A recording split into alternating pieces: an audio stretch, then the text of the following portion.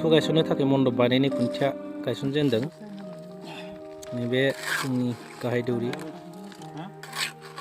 दहाय बियाबनि बिथाङाबो हा होदों।